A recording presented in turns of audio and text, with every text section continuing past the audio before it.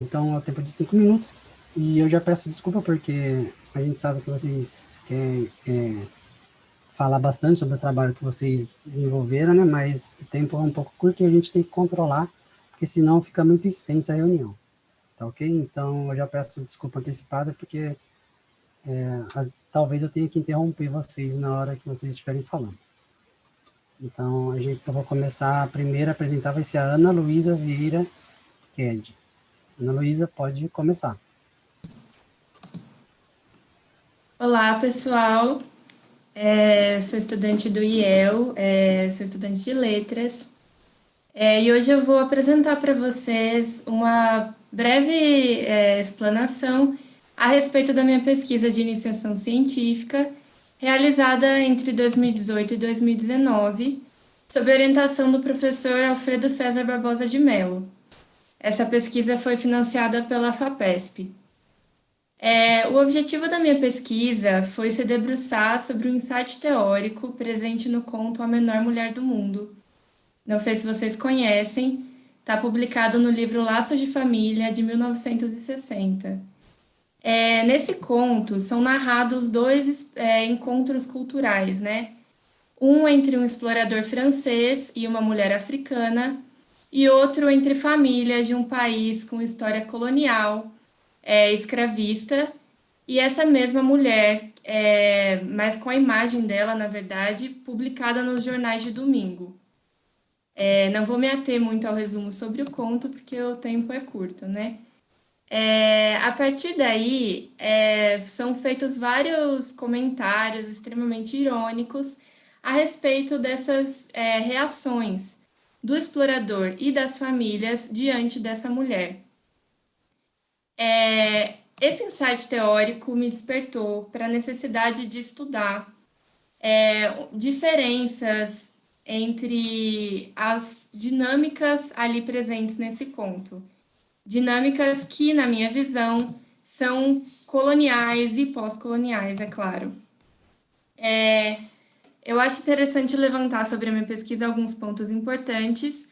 Primeiro, que a Clarice é pouquíssimo associada, né, aos estudos pós-coloniais. A gente sabe que a Clarice ficou quase que confinada aos estudos psicológicos, o que faz muito sentido com a obra dela, mas não é a única possibilidade de leitura da autora, né? E daí, para explicar melhor para vocês como acontece essa relação nesse conto, num primeiro momento, com esse explorador e essa mulher africana, a gente percebe aquele orientalismo clássico, em que o europeu enxerga esse outro oriental, africano, como uma aberração, como totalmente exótico, no limite da alteridade humana. Já entre essas famílias de classe média, de um país muito parecido com o Brasil, que acredito que seja o Brasil, essas reações são bem distintas. Apesar de ainda existir, né, e de maneira muito cruel, essa visão hierárquica e essa visão da mulher negra como subalterna, ela não é vista como um ser estranho, mas como um ser extremamente familiar. Uma reminiscência, né, de um passado escravocrata. Então a gente tem comentários extremamente cruéis, como: nossa, imagina ela servindo a mesa de casa, imagine ela servindo de brinquedo da gente. A partir disso, a gente investigou, né, eu e o meu orientador, as relações pós-coloniais ali presentes. E chegamos à conclusão de que nos países de periferia, semi-periferia e centro, existe uma relação completamente perversa e essas configurações estão interligadas, mas existem diferenças dessas configurações pós-coloniais que merecem ser estudadas. Então, no final das contas, chegamos à conclusão de que existe um orientalismo doméstico nesses países de semi-periferia, no caso o Brasil, ao se relacionar com países de periferia, que no conto seria o Congo, de um orientalismo doméstico que evoca, né, o passado escravocrata. Não sei quanto tempo eu ainda tenho para falar, mas nesse meio tempo, eu procurei buscar uma bibliografia que me trouxesse apoio para estudar todas essas questões.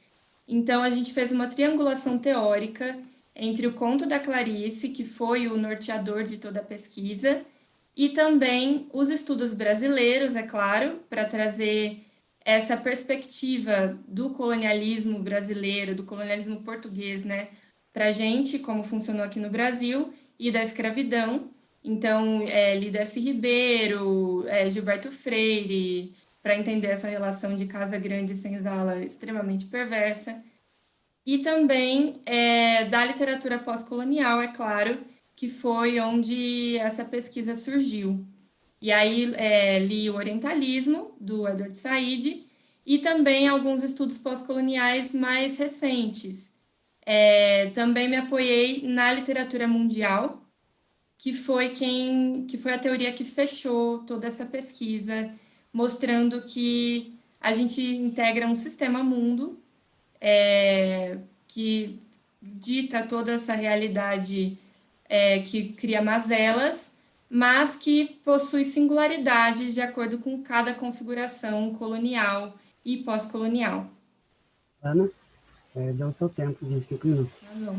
Agradeço muito, vou aguardar as perguntas. Ok. Professora Ivone, professora Tânia, se vocês quiserem fazer perguntas, fiquem à vontade. Queria, viu, Ana? Eu vi seu vídeo, li seu resumo, adorei. Vou ver se eu consigo ficar com a câmera ligada, pelo menos para te perguntar. Duas curiosidades, Ana. Primeiro, como é que você chegou nesse conto, né? Se você considera que essa postura da Clarice é uma exceção nesse conto, ou se você vê essa mesma postura em outras obras dela, outros contos, né? E se você vê a posição dela, Clarice, como escritora, ao fazer isso, pela toda a vida que ela teve, ela mesma como uma imigrante e uma mulher que viveu em vários locais do mundo, então tinha essa experiência, né, de conhecer diferentes culturas, e se eu não me engano, Ana, esse conto é da década de 60, se não me falha a memória, você me corrija, por favor, tá bom?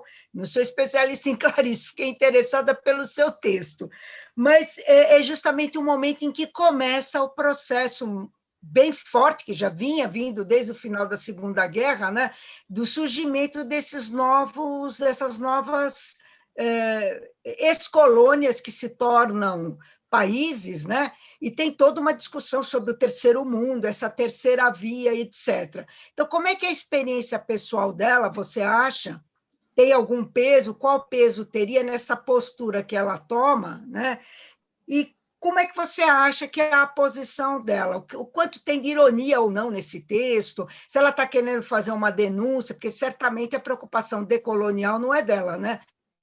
É nossa. Mas eu adorei muito o seu trabalho e achei que você precisa na fala, no vídeo e agora também. Parabéns e obrigado, viu, Ana? Eu que agradeço a oportunidade e todas essas considerações que você fez. Estou um pouco nervosa, não achei que estava falando muito bem, agora não. Não, mas Mas você falou muito bem. Fique tranquila e não precisa ficar nervosa. Você está ótima, Ana. que bom. Muito obrigada. Mas então, você primeiro perguntou de onde esse conto surgiu, né? E na verdade foi indicação do meu orientador. A gente vinha falando sobre uma iniciação científica e eu queria estudar a Clarice e da perspectiva pós-colonial. Então, esse conto entrou muito, caiu muito bem para esse tipo de estudo. E aí ele me falou: leia o conto e me diga o que você acha, faça um fichamento, faça uma resenha depois e me envie. E aí foi assim que a gente acabou chegando nisso. E nos atentamos para esse insight teórico, né? E sobre a postura da Clarice, se é uma exceção esse conto, então, a gente sempre ouve falar da Clarice como uma autora intimista, como uma autora que não está muito preocupada com as questões sociais. e a gente diz que A Hora da Estrela é a grande exceção, que é o último livro da vida dela, que fala sobre uma nordestina que vem morar no centro do Brasil e passar várias situações, enfim. E tem mil outras relações aí nesse livro que eu não vou me adentrar agora. Mas não acho que seja uma exceção, e não acho também que A Hora da Estrela seja uma exceção. Para dizer, né, se a gente já tem duas exceções, já não são mais exceções. Mas existem outros contos, e isso surge em outras obras dela. Existe um livro da Clarice chamado A Via Crucis do Corpo, que traz também corpos marginais, prostitutas, travestis, pessoas que vivem na pobreza, e faz muito. E tem uma preocupação social ali, mas também quer estudar esse universo psicológico dessas pessoas sem descartar essa questão social. É isso que eu acho interessante, porque a Clarice nunca é colocada como uma autora social também, né? Deveria ser, na minha visão, né? E aí eu vou fazer duas indicações, se quiserem eu coloco no chat também. Existe um livro da Sônia Roncador, que se chama A Escrita Derradeira de Clarice, se não me engano, que fala sobre uma fase final da literatura da Clarice, que não é a fase em que foi publicado A Menor Mulher do Mundo, como você bem disse e acertou. Esse conto é de 1960, na verdade foi publicado em 1960, eu acho que ele é de 40 e alguma coisa, não me recordo agora, mas foi publicado no livro Laços de Família, que é de 60, sim. E a Sônia Roncador, ela fala sobre essa fase final, que é extremamente marcada por personagens marginais. Então, imigrantes, mesmo que dentro do próprio país, enfim. E fala sobre trânsitos migratórios e tal. E também Ana, sobre outras mazelas. Oi. Ana, desculpa, você pode só concluir para a gente dar andamento, senão fica Claro, muito extenso. claro. Por E favor. a outra indicação é um texto da Regina Dal Castanhe, que também vai falar sobre essa faceta da Clarice. E sobre a experiência pessoal, recentemente descobri um texto da Clarice que fala sobre pigmeus, que ela viu na National Geographic e ficou completamente extasiada. Mas acredito que tem assim um peso como judia, como imigrante, como nordestina. Acredito que isso também tem a ver com essa virada na obra dela. Também a Clarice passou por umas questões pessoais aí a partir dessa segunda metade.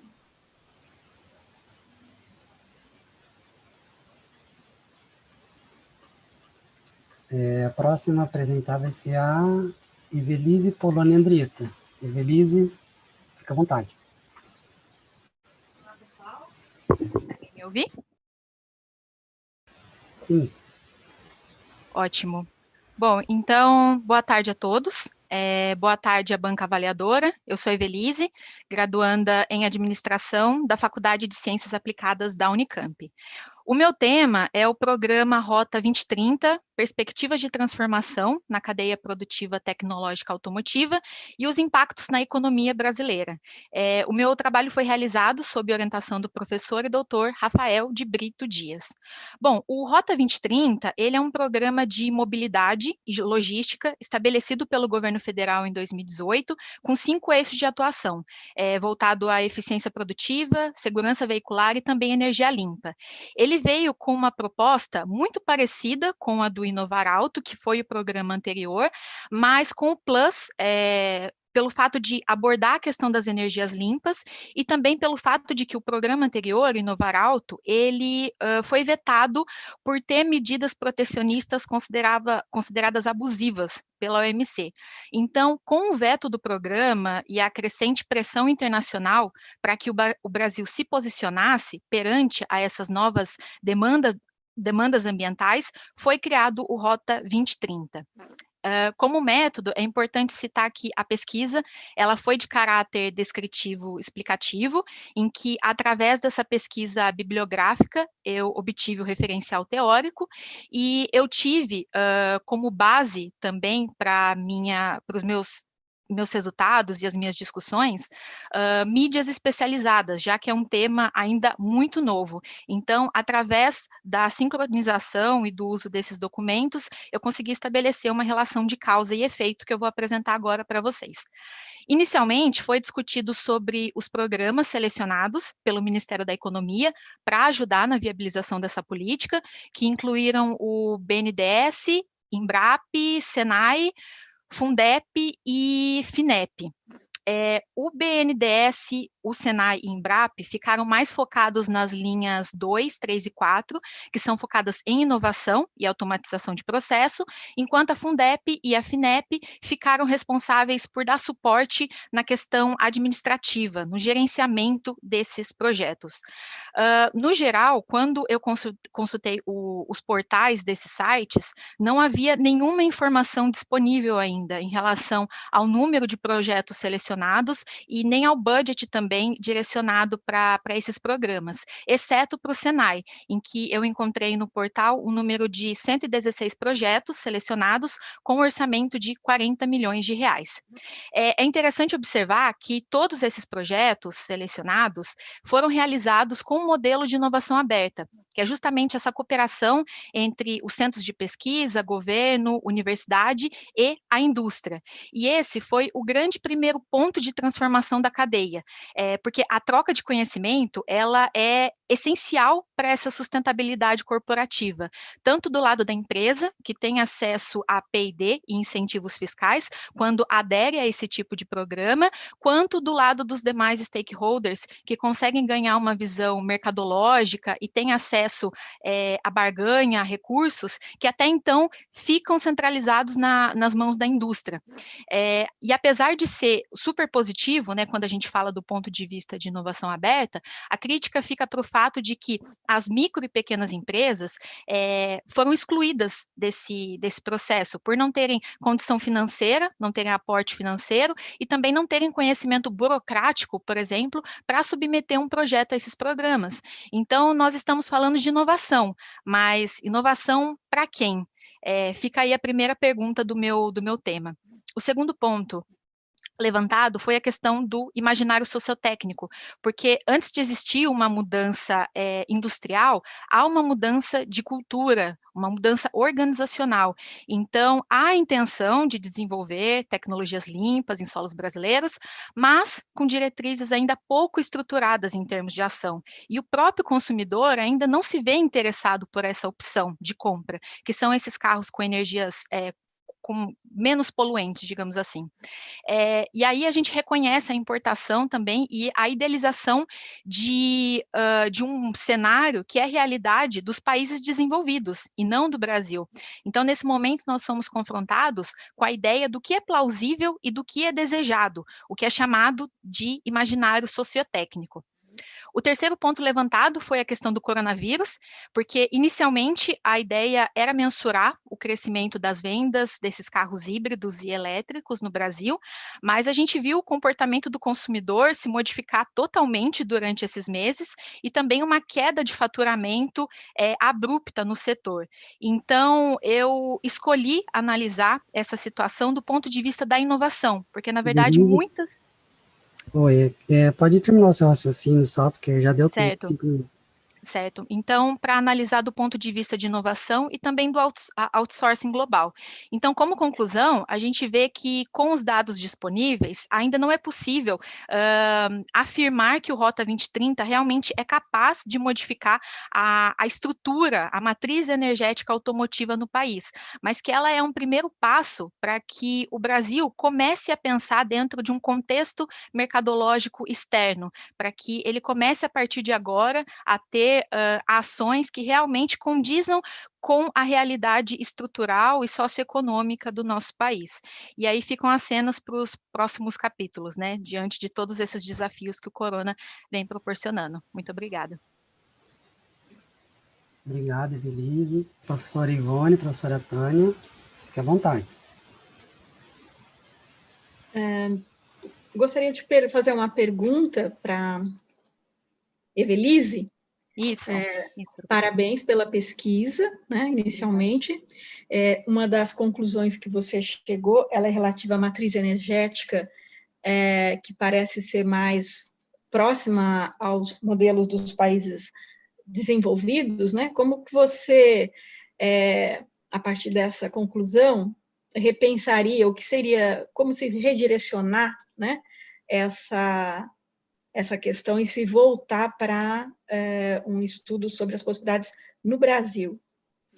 Certo, eu acho que, antes de tudo, o primeiro step é a gente pensar em como solidificar o mercado interno, porque o setor automotivo passou por uma crise seríssima há 5 anos atrás e ainda está tentando se recuperar dessa crise. Então, antes da gente pensar como é que o contexto interno pode se conectar a essas tendências internacionais, né, e a essas idealizações, a gente precisa pensar como que a gente pode organizar a casa. Então, se eu pudesse reestruturar o meu trabalho, que foi, na verdade, um questionamento que eu tive durante esse período, já que cada dia eu ia buscando informação e eram notícias cada vez menos otimistas e menos interessantes do ponto de vista acadêmico para mim, eu comecei a pensar que seria interessante organizar essa ideia primeiro. Como é que o Brasil, a partir desse momento de crise, pode solidificar e ter uma política elaborada pelo governo federal,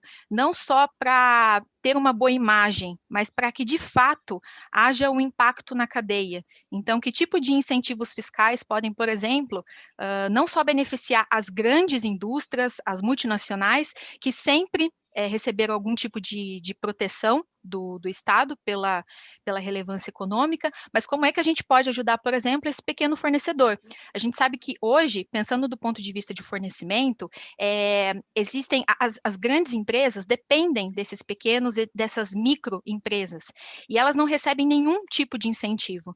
Então, eu acho que são vários motivos e várias coisas que a gente vê, e eu tive a oportunidade de entrar em contato durante esses meses, para ver que realmente a gente precisa pensar numa pesquisa nesse sentido, como organizar a casa, como é que o Brasil pode superar a crise e, a partir disso, de maneira consolidada e madura, pensar nos próximos steps. Obrigada, Evelise. Eu que agradeço.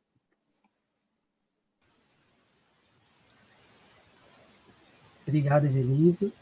Eu queria só fazer uma correção aqui. No início da transmissão, eu disse que vocês foram os 10% selecionados de todos os trabalhos, né? Mas vocês foram os 10% selecionados dos trabalhos que optaram por concorrer ao prêmio PIBIC, né? Só para deixar bem claro, porque teve pessoas que não quiseram concorrer a nenhum prêmio. Então, daqueles que optaram por concorrer, vocês foram os selecionados, correto? Só para corrigir a informação. Agora, o próximo a apresentar é o Felipe Cohen. Felipe, fica à vontade. Bom dia a todos. Bom dia, Caio, Banca, Bom dia. colegas. Bom, vou falar da minha apresentação. Eu sou o Felipe, aluno do IEL. Desenvolvi minha pesquisa sob a orientação do professor Marcelo Busato, do Departamento de Linguística Aplicada. O meu trabalho, Remix, análise de objetos da plataforma Scratch, qual que era a ideia dele?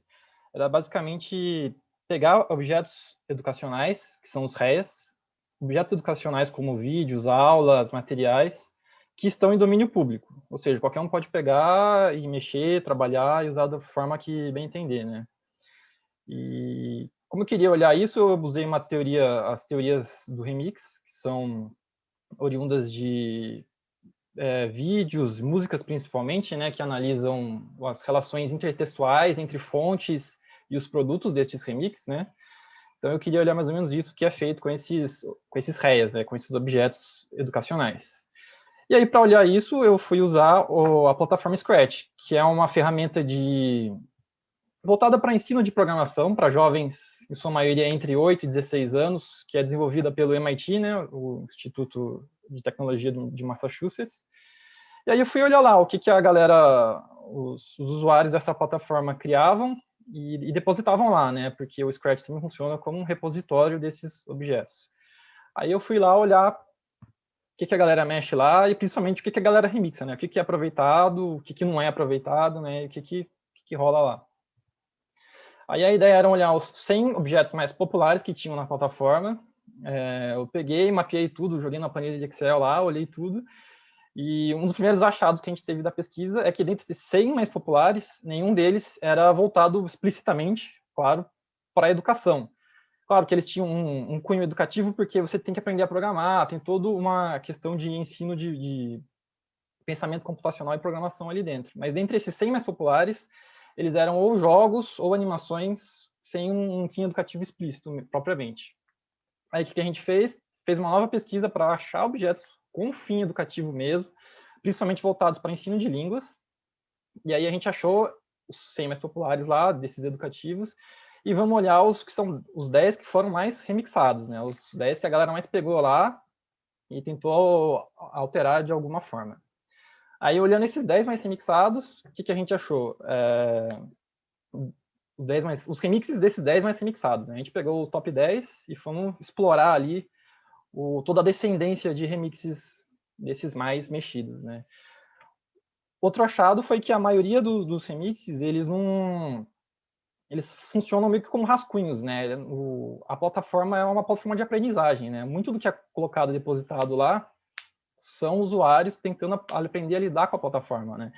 Então, a grande maioria não foram produtos muito bem acabados, assim. Teve algumas experimentações bem básicas, coisas bem engatinhando no aprendizado com a plataforma propriamente, né?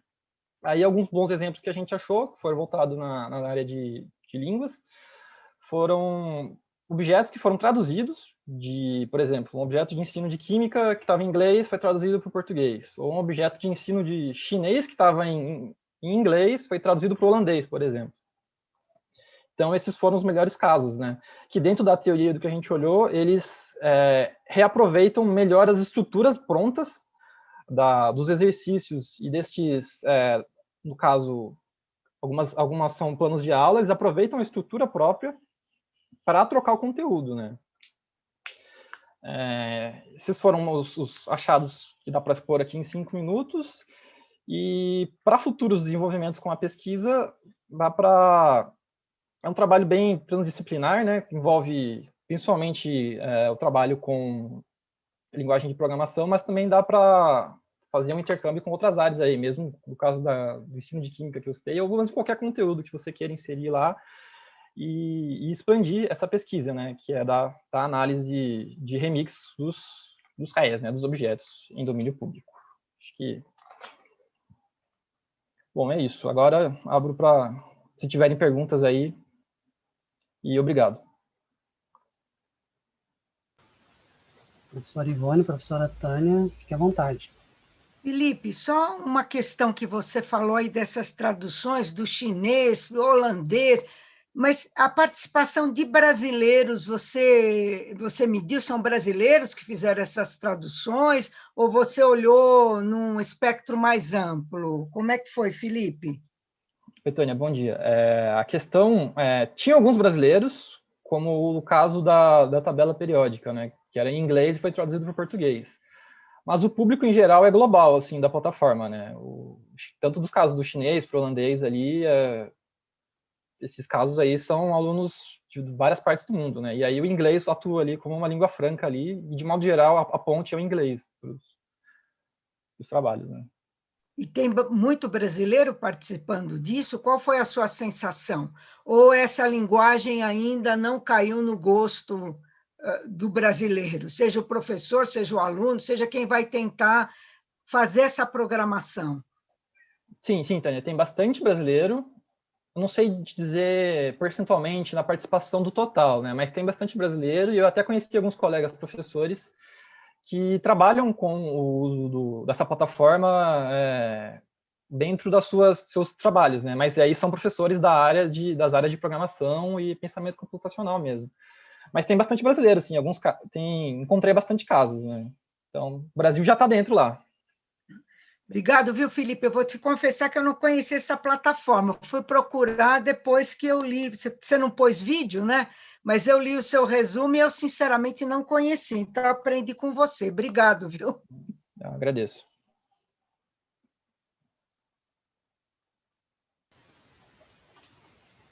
Vamos dar andamento aqui, então. A próxima a apresentar é a Isabela Magalhães Bordignon. Isabela, fica à vontade. Oi, está dando para me ouvir bem? Sim. Então tá bom. Olá, bom dia. Meu nome é Isabela, sou do IG, graduando em Geografia. O título da minha pesquisa é Cartografia e Território, Análise da Disponibilidade e Qualidade da Cartografia Básica nos municípios da região metropolitana de Campinas. O meu trabalho foi desenvolvido sob orientação do professor Lindon Fonseca Matias. A região metropolitana ela foi institucionalizada, né, no ano de 2000, uma lei estadual, atualmente configura 20 municípios. É uma região extremamente dinâmica, próxima à metropolitana de São Paulo, e apresenta um tecido urbano regional bastante disperso, fragmentado e marcado pela segregação socioespacial. E aí, diante desse contexto, há necessidade de um planejamento territorial, né, dessa região, e, consequentemente, essa demanda por planejamento faz com que haja uma demanda por uma cartografia, né? No entanto, a questão que se coloca é que cartografia seria essa. E aí, no meu trabalho, então, o objetivo se constituiu na elaboração de um diagnóstico da disponibilidade e da qualidade da cartografia dos municípios que constituem a região, investigando tanto o contexto de produção, a manutenção e do uso dessa cartografia no município, e também tratar quais seriam as possibilidades dela dentro do planejamento e da gestão. E aí, aqui, tanto na apresentação dos dados quanto no resumo, eu apresentarei somente para Campinas, né? Os demais municípios eles estão sendo ainda em fase de análise, devido a fazer parte de uma pesquisa que ainda está sendo fomentada pela FAPESP, né? Ainda está em andamento.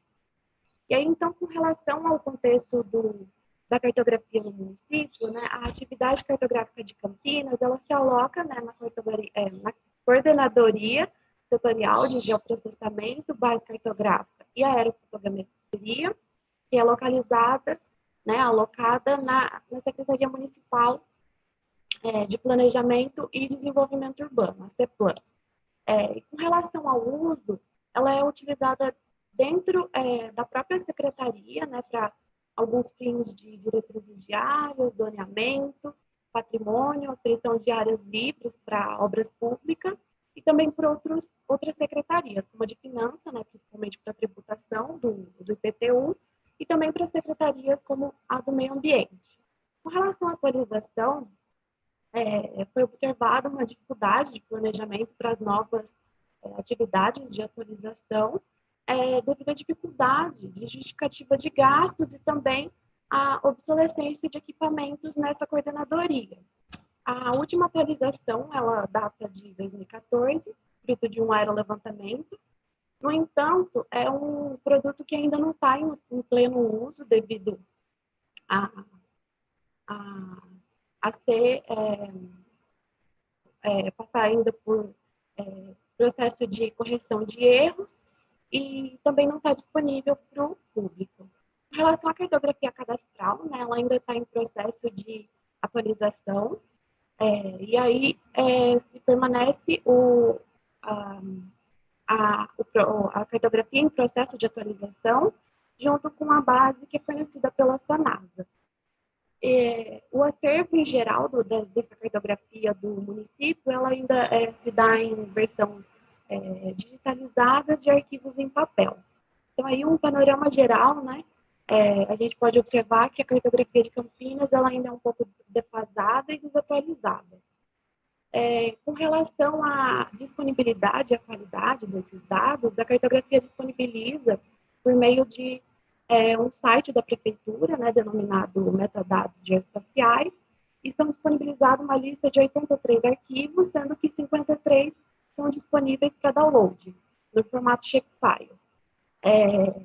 E analisando os elementos de qualidade, apesar de ser um portal de metadados, esses metadados não se encontram em ambiente do SIG, com relação à consistência de formato, consistência lógica, de domínio e a acurácia, todos os arquivos atingiram a qualidade esperada.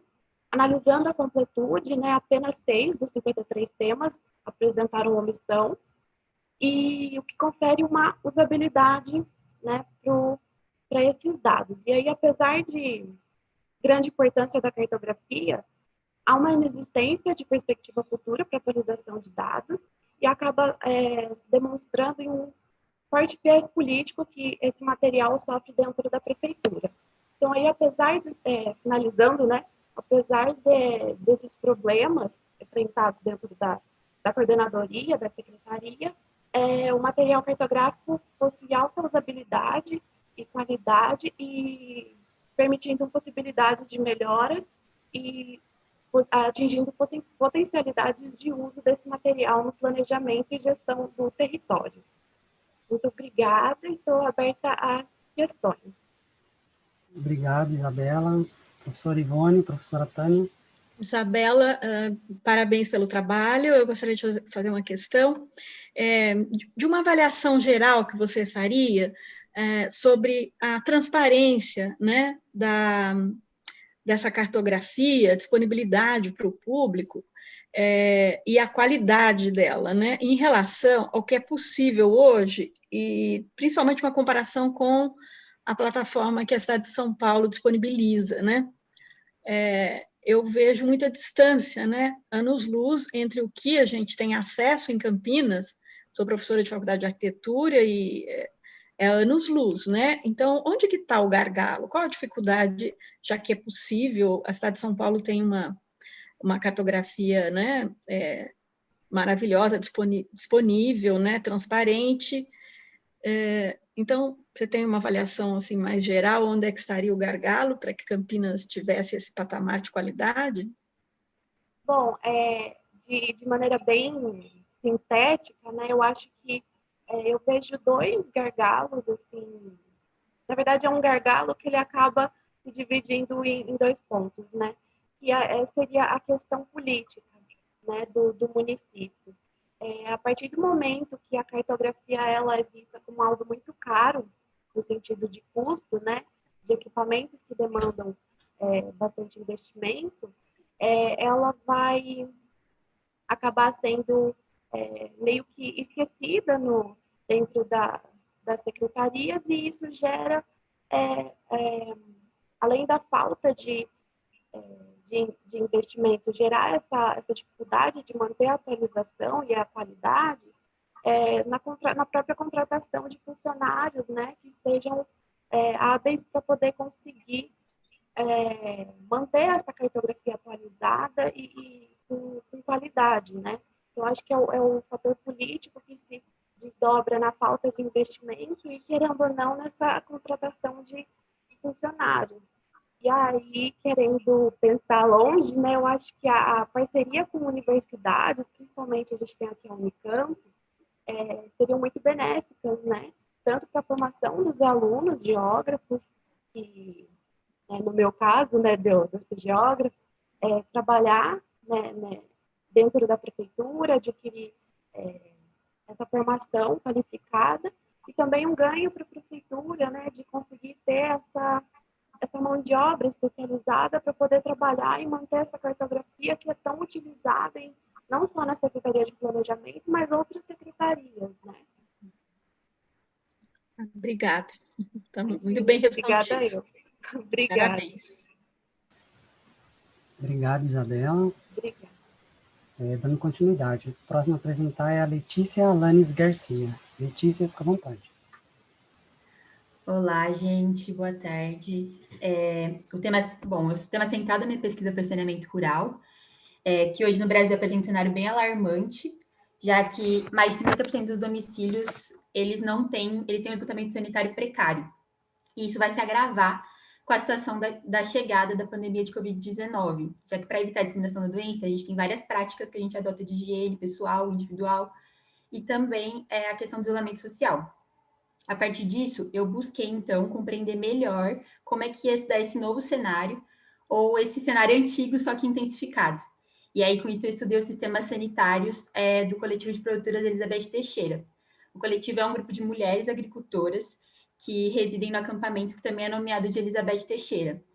O acampamento, ele tem esse nome porque ele ainda não teve a regularização total da terra, e lá moram 100 famílias, e não tem nenhum tipo de infraestrutura, então não tem energia elétrica, nem coleta de lixo, por exemplo. E desde o início do acampamento, em 2007, ele recebe várias atividades de extensão, então muito conhecimento e atividade é produzida ali. E desde esse início, a ITCP, que é a Incubadora Tecnológica de Cooperativas Populares da Unicamp, atua lá.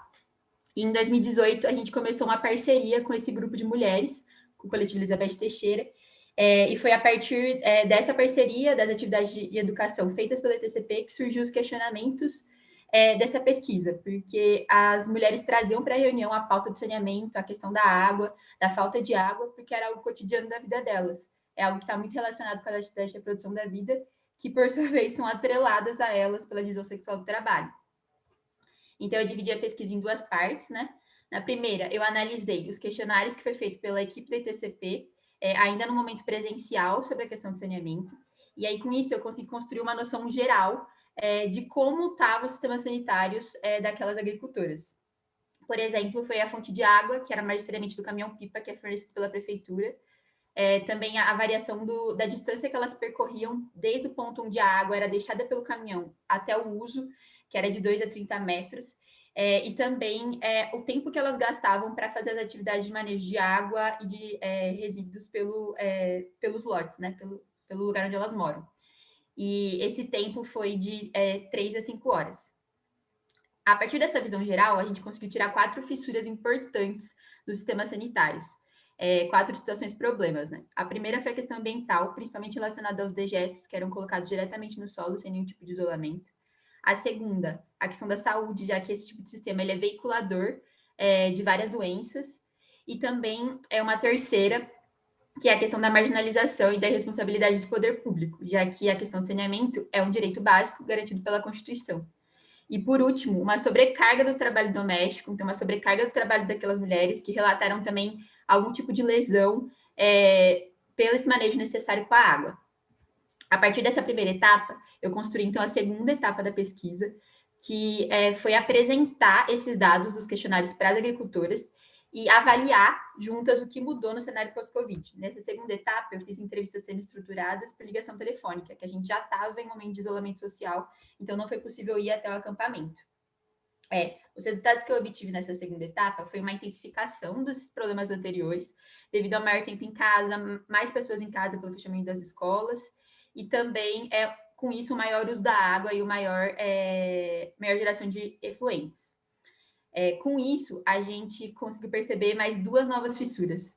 A primeira era que as condições subjetivas dessas mulheres estavam muito afetadas, principalmente pela questão da pandemia, mas também pela sobrecarga do trabalho.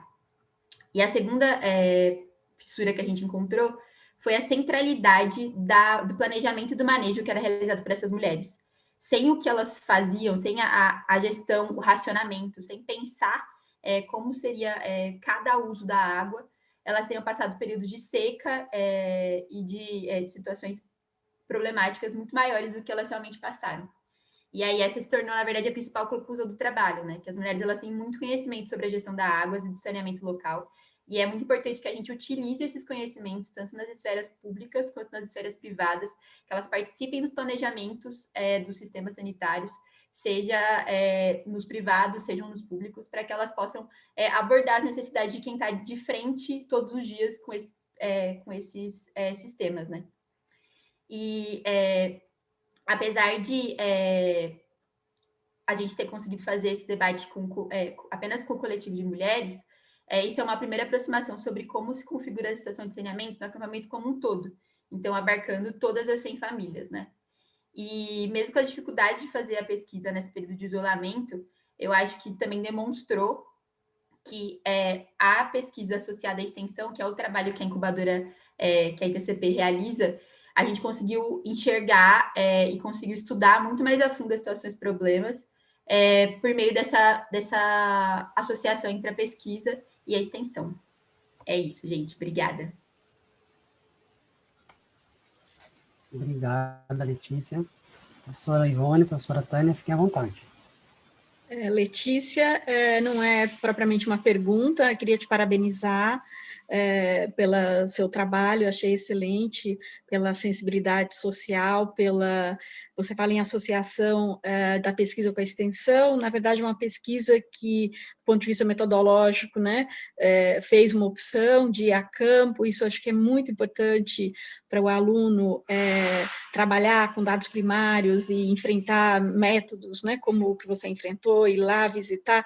Parabéns pela solução que você deu quando você não pôde mais ir a campo, você conseguiu contornar e resolver com os telefonemas, e um tema muito sensível, e você domina muito esse tema, e me parece, você está de parabéns, realmente. Então, não é bem uma pergunta, é mais um comentário. Muito Queria me obrigada, juntar à Ivone. professora, que eu achei que ela resumiu o que eu queria dizer muito bem. Só queria te fazer uma pergunta de curiosidade mesmo, Letícia. Você disse que são 100 famílias, né? E eu queria só saber, bom, 100 famílias significam quantas pessoas e quantas dessas mulheres são elas também a responsável completa pela casa, né? Porque a gente sabe que muitas vezes não tem a figura masculina. Olha, parabéns, belíssimo trabalho para você e para o seu orientador, viu? Muito obrigada, Tânia. Então, a gente não tem exatamente estimado o número de pessoas. Por ser perto da cidade, também tem um fluxo de pessoas muito grande dentro dos acampamentos, né? A gente sabe que são 100 famílias. Das que a gente trabalha, as casas variam entre uma pessoa até 6, 7 pessoas. Então, a variação de pessoas dentro, lá a gente chama de lote, né? Que cada família tem 1 hectare dentro do acampamento. Então, varia muito o número de pessoas dentro de cada família e dentro de cada lote. E qual que foi sua segunda pergunta? Desculpa. Mulheres que são as únicas responsáveis. Isso. Então, todas as 6 mulheres, elas são arrimo das famílias em questão. Do coletivo, todas elas são arrimo de família. Então, o coletivo surgiu com o foco de escoar a produção para a cidade. Então, conseguir gerar renda para essas famílias. Então, todas elas têm essa centralidade na renda dentro das famílias, assim como o grupo tem para elas na manutenção da renda. É isso. Obrigado, Letícia. Obrigada, gente. Obrigada, Letícia. Dando continuidade, a próxima a apresentar é a Maria Cristina Aires de Camargo. Maria, fica à vontade. Bom dia, eu sou a Cristina, sou aluna da graduação em Estudos Literários da Unicamp. A minha pesquisa se chama Traduzindo Tacos e foi orientada pelo professor Marcos Ciscar, do Departamento de Teoria Literária. É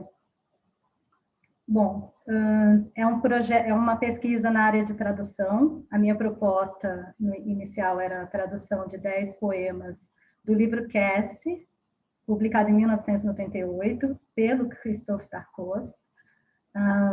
O livro Cassie tem poemas em prosas, e os poemas, a característica principal, bem evidente dos poemas, é o trabalho que Darcos faz com a repetição.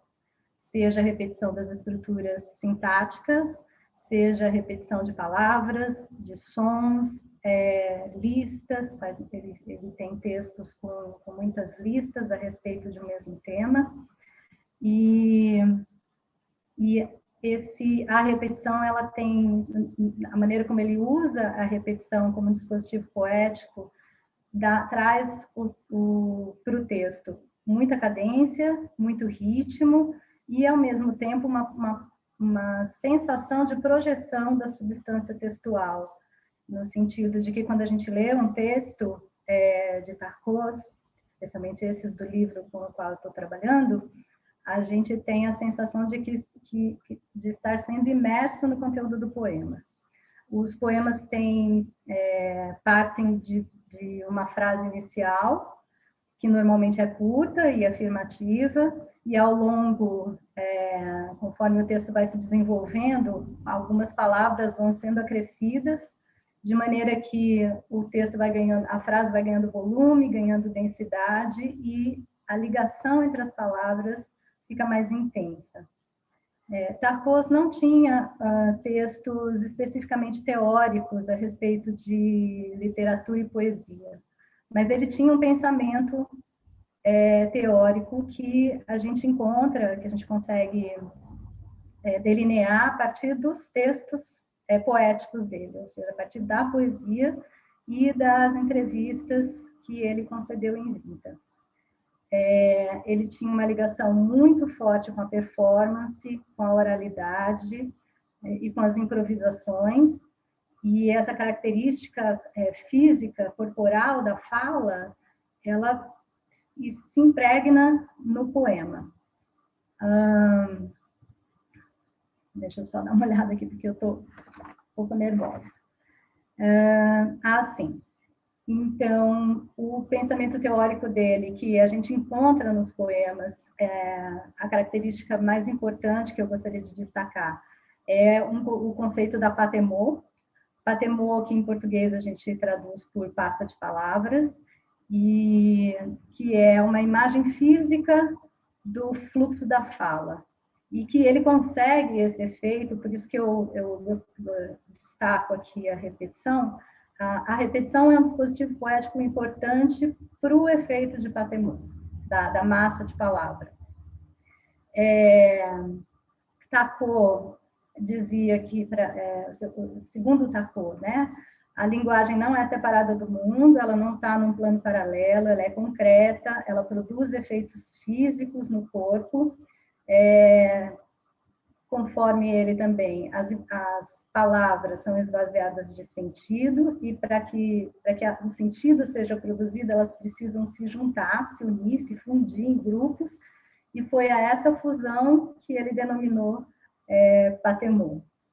Uma outra característica do estilo de Tarcos é que os textos não têm significado oculto. Ele dizia que a leitura dos textos, o entendimento dos textos deveria ser, porque ele escreveu, óbvio, deveria ser essencialmente literal, e embora sejam muito bem-humorados, tenham graça, a gente ri de muitos textos dele, não são irônicos. Ele também postulava contra a ironia nos textos dele.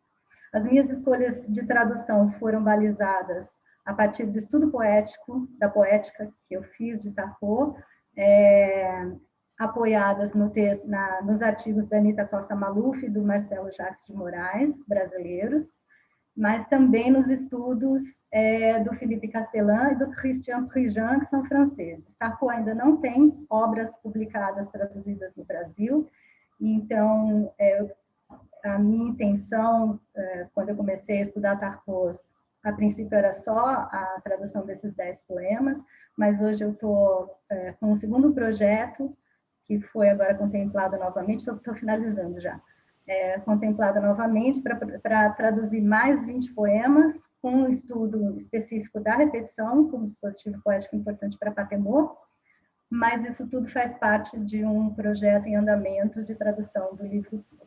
Eu agradeço a oportunidade e estou disponível para perguntas. Obrigado, Maria Cristina. Professora Ivone, professora Tânia, à vontade.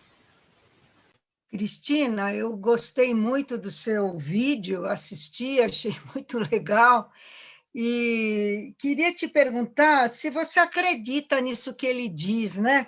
Que os poemas dele não têm nada mais do que eles contêm.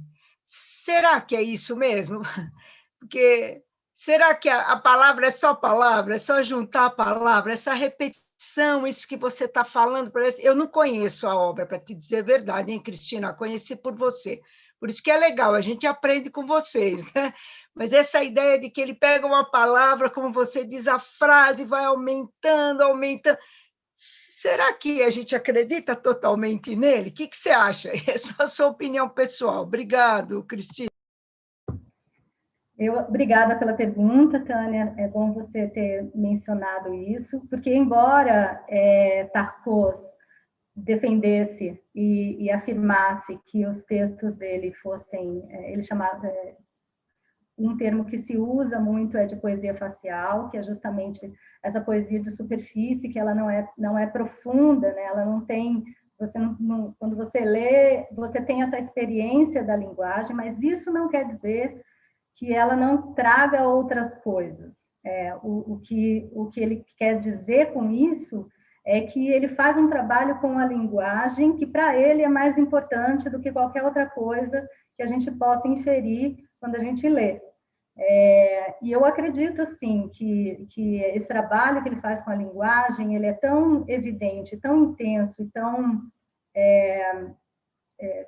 ambiente, que quando a gente ouve quando ele tem vídeos, né, de performances, quando a gente o assiste ou ouve as improvisações, as performances dele, a gente tem realmente essa sensação de que a linguagem, as palavras, as repetições, elas criam um lugar onde a gente fica imerso. Tem um poeta francês chamado, filósofo e escritor francês chamado Bastien Gallet, que deu um depoimento a partir da primeira experiência que ele teve com o texto do Tarcos, que é justamente o texto que um dos textos que eu declamo no meu vídeo, o que está sussurrado, que é sobre o leite. E ele diz, o Bastien Gallet diz, que quando a primeira vez que ele leu aquele texto, ele leu primeiro em silêncio, e depois ele estava numa livraria, ele precisou ler aquilo em voz alta, e conforme ele foi fazendo essa leitura, era como se o leite tivesse aparecido no ambiente. Então, assim, que tem essa sensação de que você está realmente dentro de um trabalho da linguagem. Mas, sim, você tem razão, na verdade, é uma ênfase na linguagem, mas há, inclusive, traços autobiográficos que a gente consegue encontrar nos textos dele. Eu espero que eu tenha... Seu vídeo é magnífico, viu, Cristina? Parabéns. Obrigada, Tânia. Agradeço. Foi uma tentativa de reproduzir um pouco do trabalho que ele faz e que eu admiro bastante. Obrigada, Cristina. Pessoal, eu queria dizer para vocês que quem já apresentou e quiser se ausentar da sala, porque tem algum compromisso, fica à vontade, tá? A gente só pede para ficar aqui quem ainda não apresentou, não fez a apresentação. Dando andamento aqui, a próxima a apresentar é a Mariana Kausch-Koser. Mariana, fica à vontade.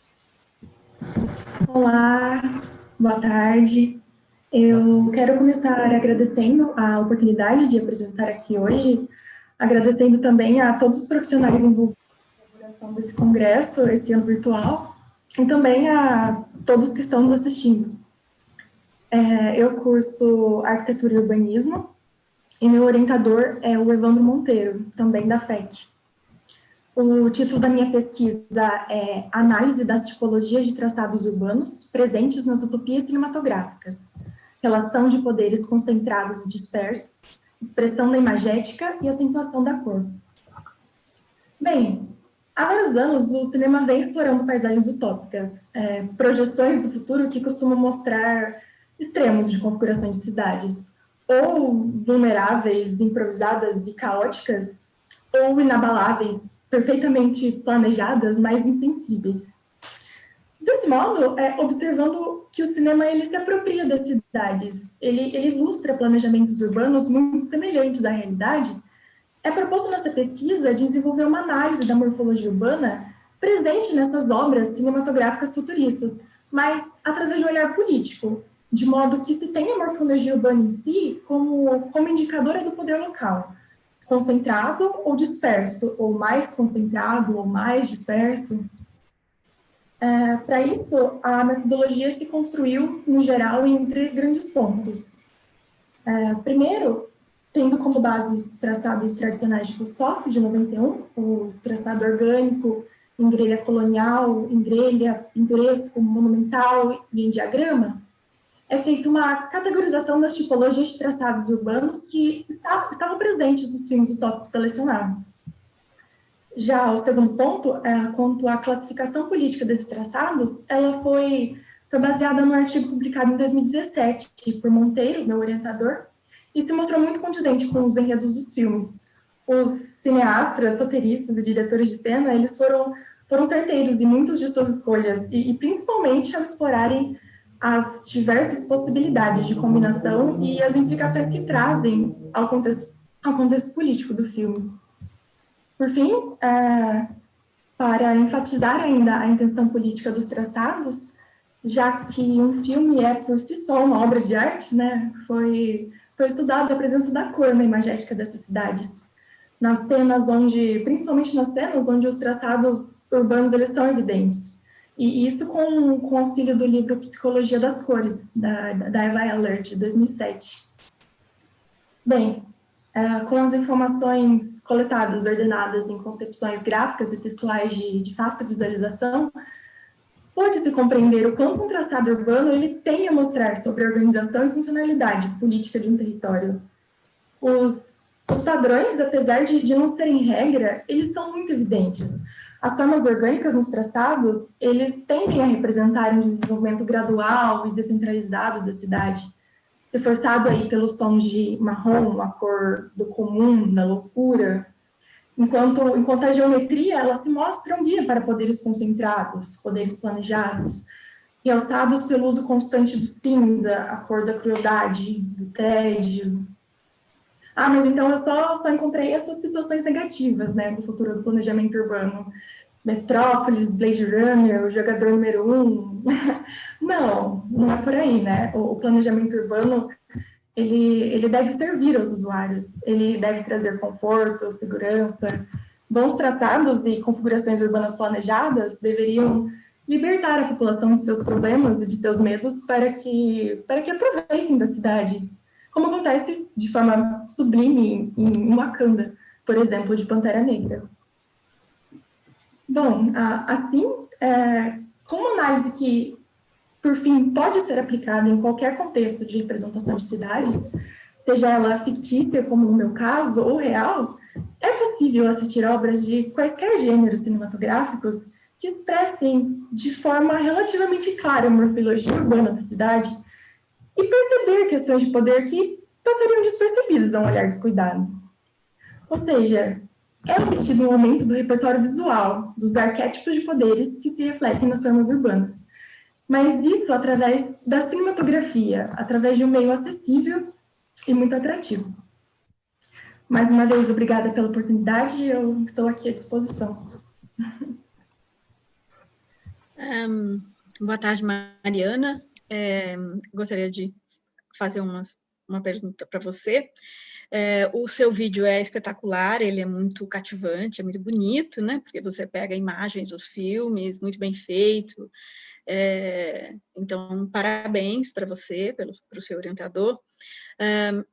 O seu título, ele é muito longo, né?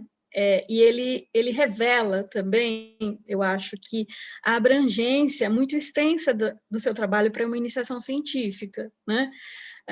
Então, acho que a primeira parte dele, que é a análise das tipologias e traçados urbanos presentes nas utopias cinematográficas, já estaria de bom termo, né? Porque são dois campos que você pode comparar ou interagir ou pôr em contato, em análise. O seu mesmo, que é, né, o domínio que você, na sua área, pode ter desses estudos morfológicos, você tem muita literatura, né, essa tipologia que você criou, excelente, e analisar na cinematografia, já uma cinematografia que você selecionou um determinado tipo. Eu acho que quando você extrapola para a relação com os poderes e entra na política, eu não sei qual poderia ser um trabalho multidisciplinar, onde outras pessoas participassem, mas você, assim, qual a sua formação, e para analisar num curto espaço de tempo, né, a relação entre o desenho urbano e a política e os governos de inúmeras cidades, inúmeros países, né? Como é que você lidou com isso, com essa análise política? Muito obrigada pelo seu comentário. Realmente foi um trabalho muito difícil de encontrar as referências ideais para o desenvolvimento da pesquisa, mas gostando muito filmes futuristas e da literatura futurista também. Sempre tive, desde jovem, muito contato com ela. E quando eu entrei no curso de arquitetura, a morfologia urbana, o urbanismo, eu me afeiçoei automaticamente com ele. E as formas urbanas, elas muitas vezes falam por si só. E a gente não consegue separar a política da forma urbana. Todas as cidades, todas as entrelinhas, todas as ruas, elas expressam naturalmente uma característica política, né? Um olhar de quem projetou, de quem vive ali também, de como as pessoas se apropriam do ambiente. Então, eu tentei trazer esse olhar, político, né, para a arquitetura, de modo que o planejamento urbano, ele está, sim, diretamente ligado, né, com o poder local, com o poder da sociedade. Então, se eu mostro aí um regime ditatorial, meu traçado urbano vai me mostrar uma concentração de poder, vai me mostrar um eixo principal, um eixo ideológico, né? E, ao contrário, também é válido. Quando a minha cidade ela é desorganizada, ela tem um traçado orgânico, eu vou encontrar uma relação direta com a descentralidade do meu poder, né? Com a sociedade tomando os caminhos da política. Então, foi mais nesse sentido que eu tentei trabalhar o meu tema. E também a base dessa classificação política foi de um artigo do meu orientador, do Evandro Monteiro, onde ele faz uma classificação dos traçados urbanos e de suas relações de poder. Obrigado, Mariana. Parabéns pelo trabalho. Obrigada. Obrigada, Mariana. Dando continuidade aqui, o próximo a apresentar é o Pedro Padilha Gonçalves. Pedro, fica à vontade. Bom dia. Eu sou Pedro Padilha Gonçalves. O meu projeto é sobre arquitetura escolar e evidências de projeto, e como as evidências de projeto se interagem com a arquitetura escolar. O projeto foi feito com uma bolsa de C da FAPESP, com a orientação da professora Doris Kowaltowski, da Faculdade de Arquitetura e Urbanismo da Unicamp, e com a colaboração do professor Ben Cleveland, da Universidade de Melbourne. O objetivo do projeto era tentar trazer, analisar evidências de projetos que foram encontradas em pesquisas sobre a arquitetura escolar, em específico sobre o Fundamental 1, e como a gente conseguiria trazer essas pesquisas para o processo de projeto.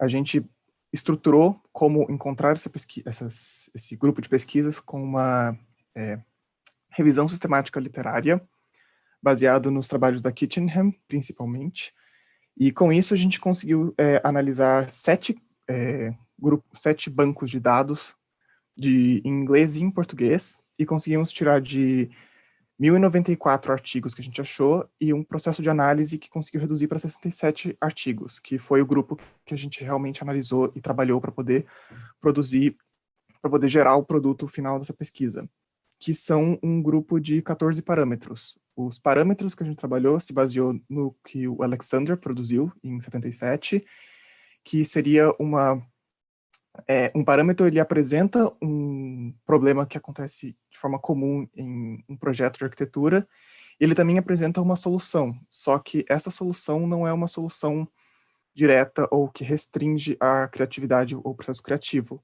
Ela pode ser utilizada de milhões de formas diferentes. Então, o nosso propósito era, utilizando as pesquisas e os fatos que foram encontrados sobre a arquitetura escolar, para incentivar o arquiteto ou o designer, mas sem reduzir o processo criativo deles. A gente também usou como base os projetos de Nair Fielding, o processo. Eles também fizeram parâmetros de projeto, mas dessa vez específicos para o campo da arquitetura escolar. A gente, com o desenvolvimento dos parâmetros, a gente também trabalhou muito o desenvolvimento de uma tradução gráfica, que foi feito especificamente porque é algo mais comum a linguagem do arquiteto, uma linguagem mais gráfica, analisando através de a própria forma como o Alexander colocou nos livros e como os próprios livros de arquitetura geralmente apresentam muito forte o elemento gráfico. Então, a gente sempre desenvolveu o parâmetro e os aspectos gráficos em conjunto, que no final lidou para 14 diferentes parâmetros, que explicam tanto as características do espaço, as características do usuário e a relação entre o usuário e o espaço. Tipo, a maioria desses parâmetros realmente apresentam sobre isso. Sim, eu creio que seria mais ou menos isso. O projeto que a gente fez foi basicamente isso, assim, de forma resumida. Seria uma forma de trazer, fazer uma ponte entre a comunidade, o que foi produzido pela comunidade acadêmica e o que seria produzido no processo de projeto pelos arquitetos, assim como a comunidade que trabalha nessas escolas, né? Que a gente percebeu que uma das evidências que a gente encontrou em vários artigos diferentes era a importância da presença da comunidade, dos professores e dos alunos dentro do desenvolvimento da escola, que isso basicamente lidera, assim, como que se a escola pode acabar tendo sucesso ou não, né? Mas creio que é isso. Eu acabei sendo rápido. Eu estou aberto para perguntas agora.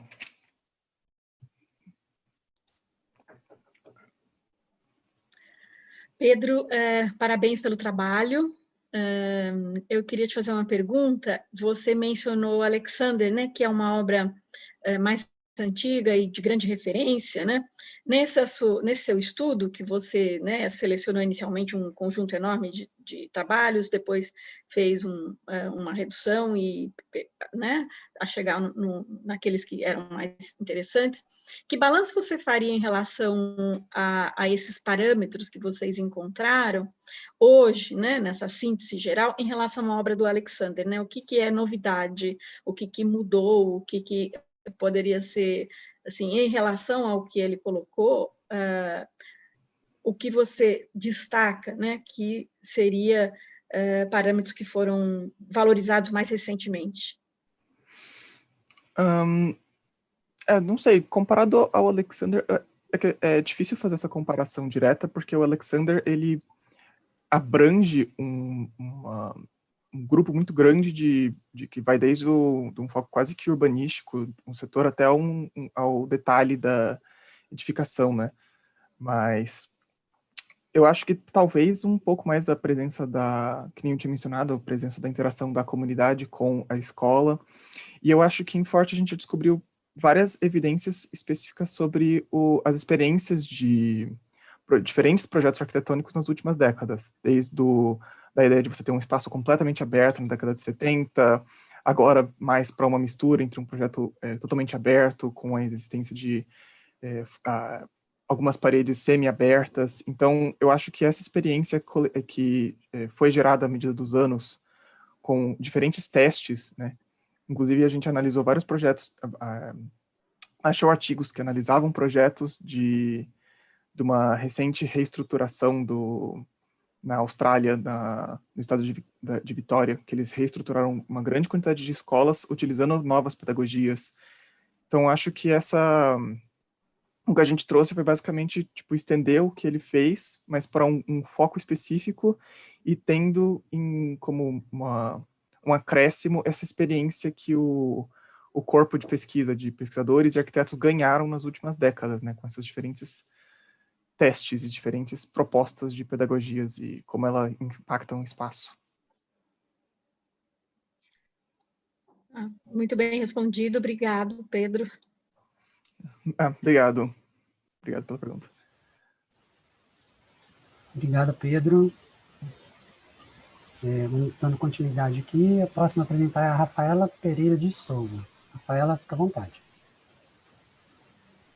Olá, meu nome é Rafaela Pereira de Souza, sou estudante de administração na Faculdade de Ciências Aplicadas, na Unicamp Limeira. O estudo teve como orientação o professor Johann Hendrik Boker Jr., e ressaltando o título do estudo, Fundos de Previdência Complementar Fechada, uma análise da eficiência operacional no Brasil nos anos de 2016 e 2017. Em vista às profundas mudanças no setor previdenciário, mudanças na estrutura familiar, mudanças demográficas na estrutura familiar, em vista à percepção das pessoas em torno da previdência complementar, em relação a estarem se aprofundando no tema e também verificando e analisando a possibilidade de estarem tendo um estilo de vida, mantendo o estilo de vida padrão em relação após o fim da sua jornada laboral. O estudo se compromete a analisar a eficiência dessas entidades, onde foi trabalhado através da metodologia DEA, a análise envoltória de dados, onde tivemos como as variáveis os benefícios pagos, o número de ativos e o número de participantes. Nisso a gente pode ressaltar que no ano de 2016 houve 8 entidades com 100% máxima eficiência operacional. No ano de 2017, 9 entidades com máxima eficiência operacional. O estudo para analisar o porquê dessas entidades terem máxima de eficiência contou com as hipóteses através do número de ativos, com base em outros estudos, como o de Diniz Corrar e Barros e Garcia. Neles foi ressaltado que o número de ativos tem relação com a eficiência operacional dessas entidades, se sobressaindo as entidades com maior número de ativos.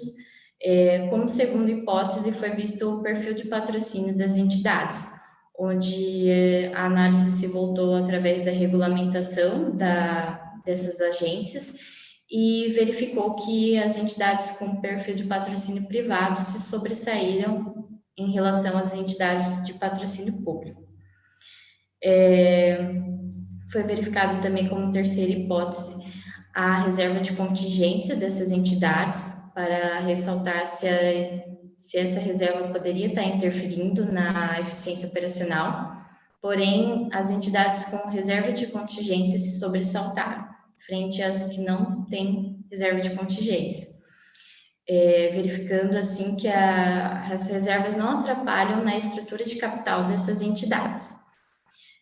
Foi visto como quarta hipótese através das variáveis para verificar os investimentos dessas entidades, as variáveis de renda fixa, renda variável e renda multimercado.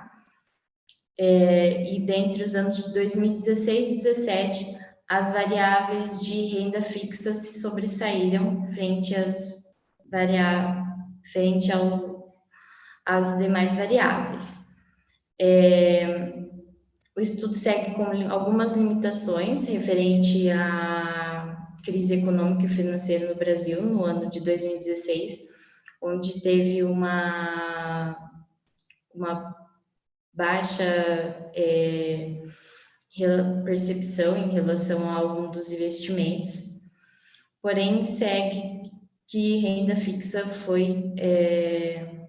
demonstrou mais relação e progressão frente à análise de regressão quantífica. Entre todas as médias, tanto inferiores, das entidades inferiores, entidades com relação média e em relação às entidades com relação máxima mais elevada em sua eficiência operacional. Vou destacar também que foram trabalhadas cerca de 236 entidades, e dessas entidades, os planos de contribuição definida seguirão em maior número, logo após benefício definido e seguido por contribuição variável. Com base nos estudos de Pinheiro e Borja também, foi visto que houve um aumento no número de plano de contribuição definida em relação ao que estava tendo antes, que era de benefício definido, e isso mostra que os planos e as entidades estão trabalhando mais em relação à volatilidade financeira e econômica no mercado, e se preocupando frente às possíveis problemáticas em torno dessas não crises financeiras, mas dessas possibilidades de acontecimentos futuros. O estudo teve como base mais isso e estou aberta a perguntas, questionamentos.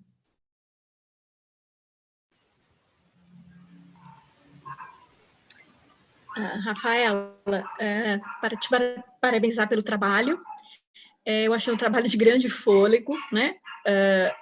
Achei um trabalho, assim, que trata uma questão contemporânea muito importante, né? Que está em debate, né? Uma crise hoje nos sistemas de previdência.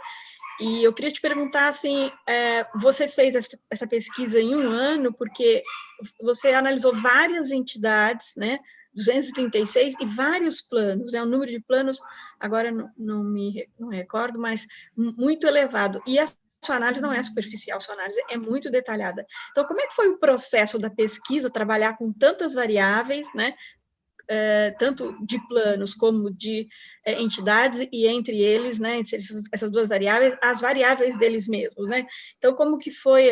Me parece muito complexo, né, para um trabalho de IC em um ano, se é um trabalho realmente de um ano, se é um trabalho em equipe, que você tem um relato parcial.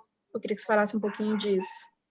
Eu vou emendar com a sua, Ivone, porque acho que vai mais ou menos na mesma direção.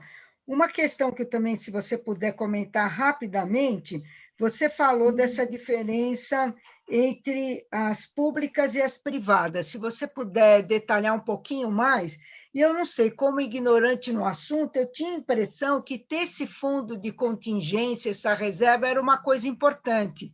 E, pelo que eu entendi, várias não têm, né? E, por fim, você acha que os brasileiros estão convencidos da importância dessa previdência complementar? Obrigado, viu? E parabéns pelo... Obrigada. Respondendo a primeira pergunta, o trabalho teve parceria com o Laboratório de Finanças e Contabilidade na Unicamp, em Limeira. Teve orientação do professor, que também faz parte do laboratório, e coautora também a Vanderleia Silva, que ela trabalha no laboratório também. A gente conseguiu gerir isso num tempo de um ano, através da coleta de dados da plataforma da Previdência Complementar, Previc, e entre outras plataformas de estatística. O trabalho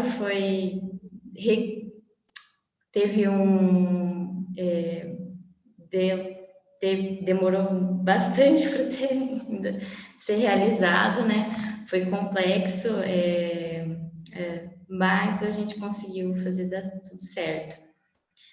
Em relação à segunda pergunta, as reservas de contingência, foi demonstrado que, pela estrutura das entidades, elas são necessárias para possíveis crises, inclusive em relação ao que está ocorrendo agora a respeito da pandemia, onde os assistidos irão precisar, de acordo com os diagnósticos médicos e de diversos outros ministérios da saúde e da economia, estarão precisando de uma maior demanda de verbas para estar tratando das possíveis causas da doença do Covid-19.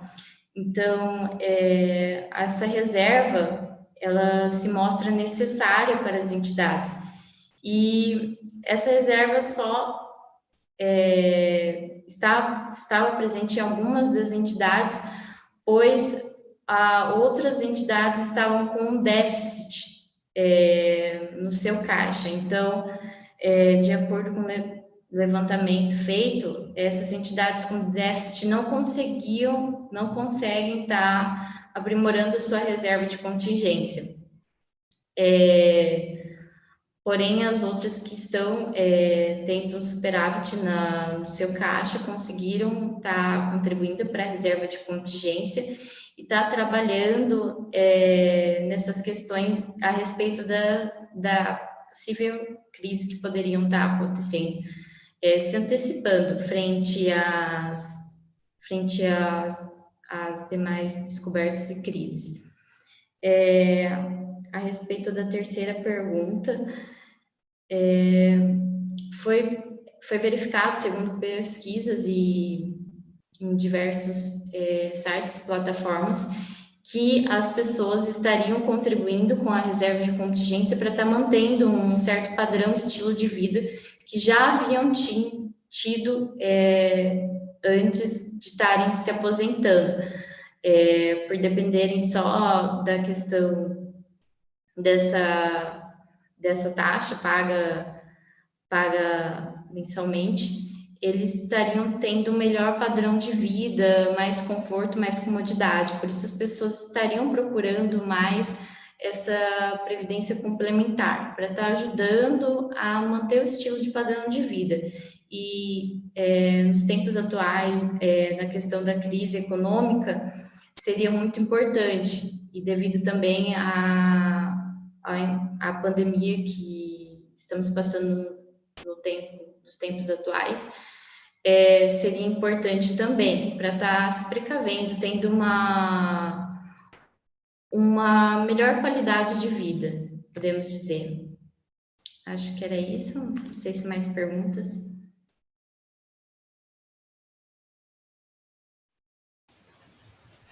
Obrigado, Rafaela. A gente vai dar continuidade, então, agora é o Rodrigo Gomes Pinto. Rodrigo, à vontade. Olá a todas e todos, boa tarde, vocês me ouvem? Sim. Tá. Bom, meu nome é Rodrigo Gomes Pinto, eu sou aluno de História aqui na Unicamp. A minha pesquisa de iniciação científica é intitulada Prostituição Masculina e Movimento Homossexual Brasileiro, considerações a partir do jornal Lampião da Esquina. Ela foi orientada pela professora doutora Luana Saturnino Tvardovskas. Os objetivos principais eram pensar a homossexualidade de uma forma histórica, pensar na relação entre o movimento homossexual brasileiro por meio do jornal Lampião da Esquina e a prostituição masculina, além de contribuir também com outras produções historiográficas. Nesse sentido histórico, né, a gente vê que na antiguidade existia, por exemplo, a pederastia já na Grécia. Na medievalidade, a gente vai ter um tribunal em Florença julgando homens que eram acusados de se relacionar afetivamente com outros homens. Na modernidade, a gente vai ter as molly houses ali em Londres, principalmente, onde homens costumavam frequentar esses clubes, né? Às vezes até vestidos com roupas consideradas femininas. Na contemporaneidade, a gente vai ter, por exemplo, o discurso médico e o discurso jurídico agindo de uma forma bem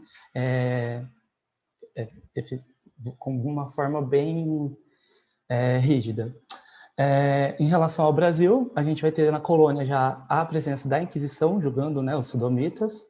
Durante o Império, uma das maneiras de analisar um pouco como essas sexualidades desviantes eram vistas através do livro Bom Crioulo, do Adolfo Caminha, de 1895, onde ele retrata a relação entre dois marinheiros, e a imprensa reagiu de uma forma muito negativa.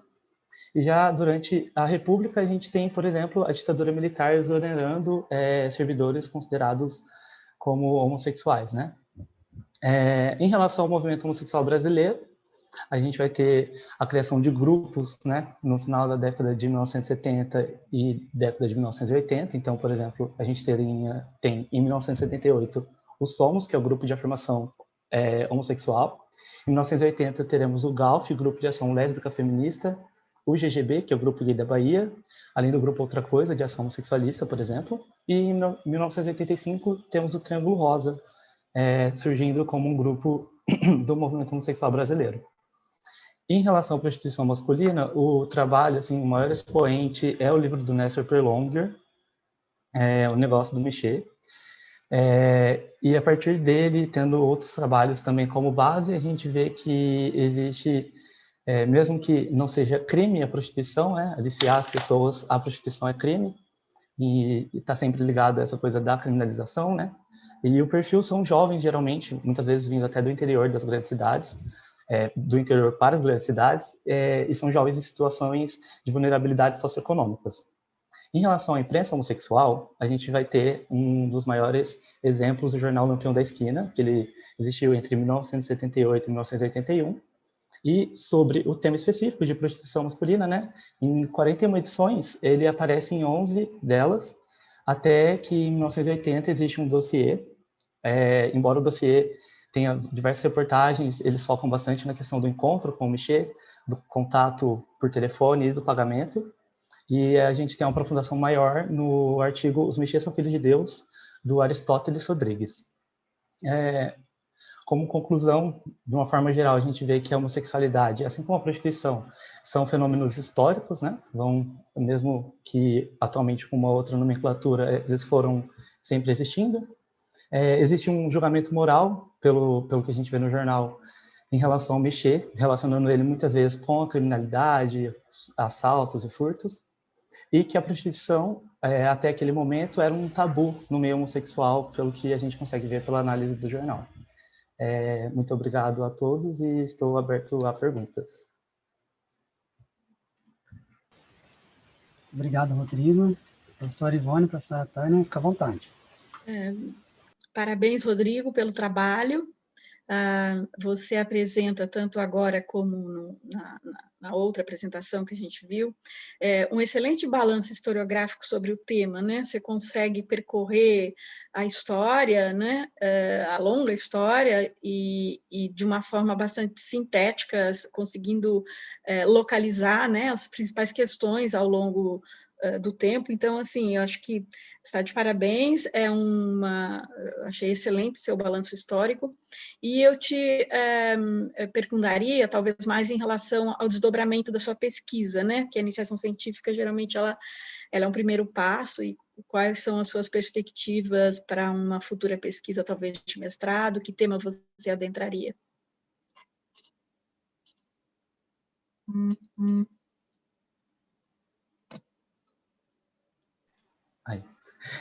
Primeiramente, queria agradecer ao comentário da professora. E em relação aos desdobramentos, eu acho que a pesquisa ela tem um caráter bem amplo, que eu posso adentrar a diversos caminhos, né? Eu acho que um dos principais seria talvez analisar algum outro jornal ou outro grupo homossexual, né? Para que a gente possa talvez estar comparando essas visões que eles tinham a respeito da prostituição. Eu acho que talvez seja o caminho que eu queira permanecer. Um estudo de caso, né? Ou de uma revista ou de um movimento. Isso. Parabéns pela sua desenvoltura e pela contemporaneidade do tema, né? Muito obrigado.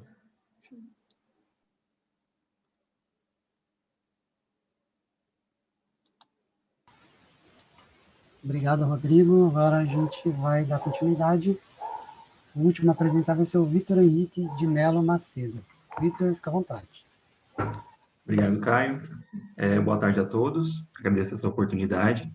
Eu sou o Vitor Macedo e desenvolvi a pesquisa orientada pelo professor Gustavo Salati, ambos da Faculdade de Ciências Aplicadas da Unicamp, em Limeira, sobre o tema as contribuições sociais e ambientais dos recicladores dos ferros velhos para os canais reversos para os canais de resíduos sólidos. A gente sabe que o tema da reciclagem é um tema muito em alta e muito debatido na sociedade. Não há dúvidas da necessidade de reciclar e de produzir informações a respeito disso que incentive tanto a população comum, doméstica, a estar reciclando, como a quem trabalha diretamente com isso, sendo então catadores, atravessadores e a própria indústria. O trabalho tem foco na atuação de catadores individuais e coletivos, organizados em forma de ecopontos, e de atravessadores, que seriam os empresários donos de ferros velhos ou de empresas que trabalham com esse sistema. Em relação aos catadores, é bastante interessante acompanhar o dia a dia de trabalho deles, que eles desenvolvem, mesmo trabalhando individualmente, diversas estratégias de coleta de material. Então, os catadores eles se organizam para passar em rotas específicas, eles criam relações de amizade com lojistas e outros pontos, para sempre estar coletando esse material com frequência. E em questão de catadores que se organizam em coletivo, eles conseguem ainda mais poder de negociação por atuar em maior número de pessoas, podendo coletar mais materiais, e acaba ocorrendo uma troca cultural bastante interessante nessas organizações, onde eles aprendem uns com os outros, trazendo suas experiências de vida, e e isso acaba enriquecendo a cultura do catador. É interessante que a base da reciclagem são os catadores. Um trabalho de material que é descartado no meio ambiente dificilmente é feito por grandes companhias, exceto no caso, claro, de reciclagem em cidades, quando tem uma empresa que faz essa gestão de resíduos. Mas quando os materiais são descartados de forma incorreta, normalmente é um catador que vai estar coletando esse material, ou material que é destinado, por exemplo, a aterros sanitários. Então, essa reciclagem, ela começa a partir do catador, que ainda é um pouco valorizado, muitos trabalham em situações precárias de vida, com baixo recurso, e acabam ficando muito expostos. Então, a partir dessa base, é interessante ver a construção do trajeto de todos os recursos, dos resíduos sólidos, que são passíveis de reciclagem, que passam para atravessadores pequenos, então vão para atravessadores médios, e esses destinam os materiais para grandes pontos, normalmente centros urbanos, como São Paulo, a própria região de Campinas, para atravessadores grandes que realizaram exportação ou para a própria indústria e fábricas. Ocorre que as indústrias elas não conseguem reaver os seus materiais recicláveis, pois, dado a composição dos materiais e a dispersão nacional, mundial dos materiais, é muito difícil para a indústria ser responsável por reaver o seu produto, não conseguindo fazer, então, o processo cíclico, ficando, então, a cargo dessa operação dos recicladores, tanto catadores como os atravessadores. É bastante interessante a percepção social dos catadores, pois eles vivem na pele o dia a dia do impacto social. São sustento de vidas, eles têm muito orgulho do que eles fazem, e comentam muito que cada vez mais a sociedade percebe melhor a contribuição social que eles geram, o impacto que eles geram. Isso é bastante interessante. No impacto ambiental, eles têm muita consciência do impacto que eles geram ao retirar resíduos sólidos que estão descartados de forma incorreta, a instruir adequadamente, no caso de ecopontos civis ao descarte, mas eles não têm um conhecimento tão grande a respeito do processo industrial e por sua vez, ao impacto econômico ao impacto ambiental que a reciclagem gera, ao poupar recursos naturais, optando então por reaver esses resíduos. Por sua vez, os atravessadores já têm esse conhecimento, talvez por estar mais próximos também da indústria, ter esse maior contato, mas ambos possuem bastante conhecimento a respeito dos impactos sociais, e eles estão organizados normalmente em comunidades de ajuda. Então, normalmente catadores, eles conhecem outros catadores e eles se comunicam para um estar entrando no território que o outro coleta, para não gerar discussões e atritos. E é comum que tanto atravessadores como catadores se auxiliem, tanto na barganha de preços como organização. É um mercado extremamente sazonal, então a variação de preço oscila muito durante o ano e isso causa muita variação na quantidade de materiais recicláveis, se for comparar uma série histórica, mas é bastante interessante.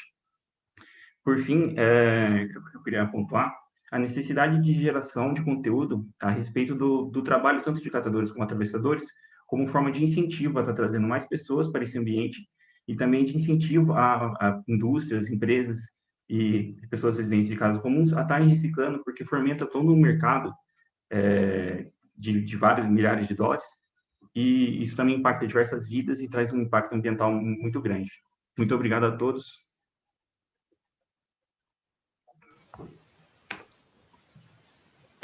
Boa tarde, Rodrigo. Desculpa. Vitor. Vitor, Rodrigo foi anterior, Vitor. Também queria parabenizar o seu trabalho, é um trabalho extremamente relevante, contemporâneo. Eu acho que você apresentou aqui agora os principais resultados da sua análise, né? O que eu queria te pedir é para você falar mais da metodologia, né? Quer dizer, essas conclusões às quais você chegou, qual foi a base de dados analisada? Foi a literatura, esses recicladores, você está falando da região metropolitana de Campinas, está falando do estado de São Paulo, está falando do Brasil, que é muito genérico na conclusão final. Então, é um pouco do método, né? Você fez algum estudo de caso, você pegou estudos, né, de uma determinada região. Queria que você falasse um pouco. Foi feito a partir de observação direta, entrevistas e estudos de caso com catadores e recicladores da região de Limeira e de Itapetininga, ambas do estado de São Paulo. Vitor, vou aproveitar a pergunta da professora Ivone, pedir para que você falasse um pouquinho mais, Vitor, sobre essa cadeia, né, que começa com o catador e essa figura do atravessador. Quer dizer, qual é a característica social desse atravessador? O catador, ele vira um atravessador ao longo do tempo ou não? Da onde vem esse atravessador? Se puder contar um pouquinho mais desses meandros, Vitor, por gentileza. E parabenizar, porque seu trabalho tem uma relevância social enorme, né? Inclusive quando você fala dessa autoestima que esses próprios catadores começam a ter sobre um trabalho que normalmente é socialmente pouco valorizado, né, Vitor? Certo, agradeço as duas professoras. Em relação aos atravessadores, os atravessadores são normalmente empresários que começam, ou próprios catadores, que começam a investir para ter uma infraestrutura que permita acumular material suficiente para poder estar barganhando e negociando com indústrias. Pois, dada a estrutura da indústria, é muito difícil para ela estar comercializando diretamente com catadores que forneçam quantidades baixas de material diário ou mensal, dado o volume de pessoas que seria numa indústria. Então, por isso, há essa questão dos atravessadores, nesse meio ponto, que atuam como intermediários, em que vão estar coletando material. Eles normalmente fazem processamentos dos materiais que são passíveis disso, como, por exemplo, a lata de alumínio. Ela é prensada em pequenos engradados que possam ser logisticamente melhor transportados. Então, normalmente, as indústrias ficam localizadas em grandes centros. Então, o catador por exemplo, de Tapetininga, para ele é inviável estar fornecendo no cidade mais próxima daqui, Sorocaba. Ele não consegue fazer esse deslocamento, muitas vezes por não ter um veículo e pelo o custo ser muito alto. Então, ele vai estar comercializando com um atravessador, normalmente um atravessador localizado no bairro, na vila que ele está localizado, e esse atravessador costuma comercializar com um atravessador maior regional da cidade, no caso de Itapetininga, que é uma cidade pequena. Então, o atravessador de Itapetininga então, fornece para Sorocaba ou para São Paulo. Então, é por isso a existência do atravessador, tanto pela questão de processamento do material com equipamentos que demandam um investimento mais alto, como pela questão de logística e entrega desse material com uma constância e quantidades elevadas. Mas há diversos casos de catadores que se tornam atravessadores. Há um próprio Ecoponto em Limeira que ele passou por esse processo, dada a visão do gerente desse Ecoponto, ele foi investindo em veículos para poder estar retirando diretamente de indústrias, e então podendo estar fornecendo diretamente para a fábrica. Então, a tendência dele ele está com um ecoponto, mas ele apresenta uma estrutura de um atravessador mediano. Obrigado, Vitor. Eu que agradeço.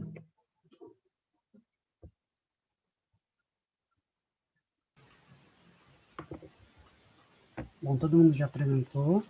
Eu queria, primeiramente, parabenizar os alunos, né, que foram os pré-selecionados entre os melhores trabalhos. Queria agradecer também pela participação, em especial as professoras Ivone e a professora Tânia, que colaboraram aqui com a gente na avaliação dos trabalhos. Muito obrigado. E eu queria informar vocês que o anúncio dos 20 melhores trabalhos, dentro de todas as áreas, vai ser comunicado na sessão de encerramento, que vai acontecer no dia 3. Lá a gente já vai dar o resultado dos 20 melhores trabalhos que foram escolhidos. Eu agradeço Caio, a todos. Oi. Só uma dúvida. A gente vai receber, não sei se Ivone já recebeu, alguma tabela, alguma coisa para a gente colocar nota, alguma coisa do gênero, ou não precisa? Como é que é, Caio? Eu creio que já foi... Não, já foi enviada a tabela, viu, É Tânia, naquela pelo tabela e-mail. que a gente consultou, aquela grande em Excel, é aquela, Ivone? Peraí que eu estou com ela aqui. Tem em Excel, exatamente. Ela tem a última coluna, tem a penúltima é nota para o material, uma é nota para o material, outra é nota para a apresentação de hoje, então, separadamente, aí cada uma manda para a Miriam, é isso, né, Isso, Ivone? exato, professora. A não ser que você... Outra possibilidade que foi aberta na última reunião é os alunos se retirarem e a gente talvez discutir um nome para indicar como... Porque é uma pessoa só que vai ganhar o prêmio, né? E nem sei se é o da nossa lista de 11, porque é das ciências humanas, né? Se você quiser, eu estou à disposição, Ivone. Pode ser, Caio? Pode ser, professora. Eu vou encerrar com os alunos. Pode ser aqui. sim, a gente só precisa tirar o ao vivo aqui da live, se o pessoal da Cosmos puder.